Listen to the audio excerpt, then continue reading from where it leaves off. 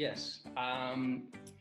Keeping Mum is the story of a boy called Will, and he hasn't spoken since the death of his mother in a car crash 14 months ago.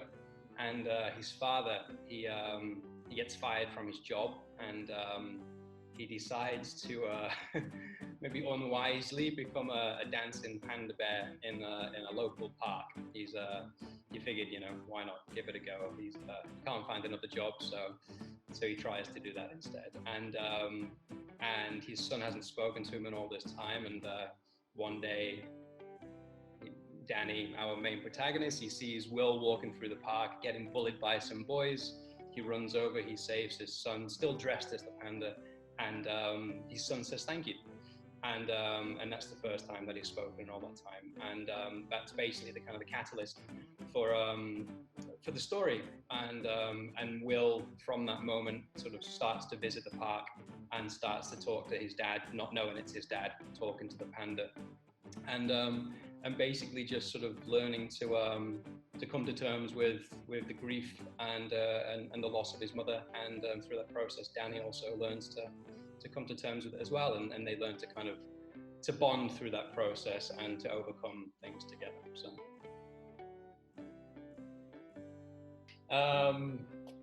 3 words would be, I feel like it's not a descriptive word, but I feel like panda. I think that plays a big role. So I think, yeah, panda. And I like to think funny, and a number of reviews have confirmed that. So yeah. And then I think uplifting. No. I am a terrible dancer.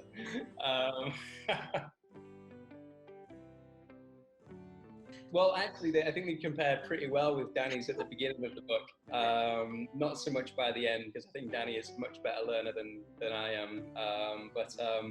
No. And it's so funny because of all the things for me to even write a book about, I never in a million years would have thought it would be about dancing, because I'm so bad at dancing. And I'm so... Why a panda? It's because like 8 years ago,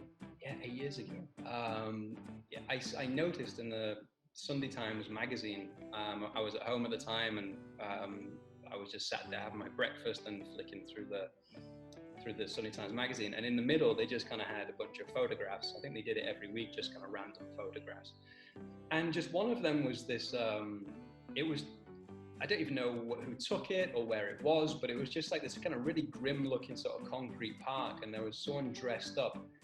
It could have been a panda, or it could have been, I don't know, a rat or something, I don't know, but he was obviously there to sort of make money. He was a street performer, but it just looked like so sad.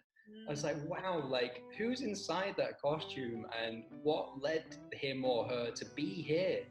And that was literally the beginning of this whole story, because then I just couldn't stop thinking about it and thought, yeah, I want to know who this person is, and I want to know what their life is about. And so I think that also plays into the sort of running joke in the book, that no one really knows whether it's a panda or a rat or a badger or whatever, because it's the running joke. Yeah, exactly. So yeah, that's why a panda.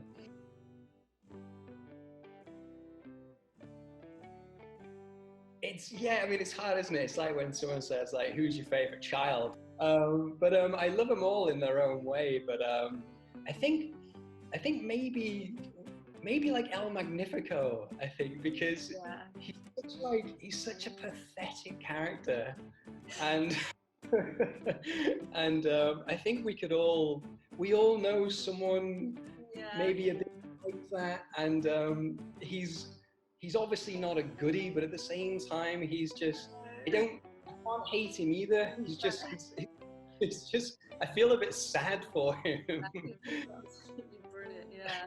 There's a real pain about him, I think. Yeah, so I think probably El Magnifico, but I enjoy all of the characters. Yeah. Thank you very much. It's been a long journey, and it's very exciting to finally get published.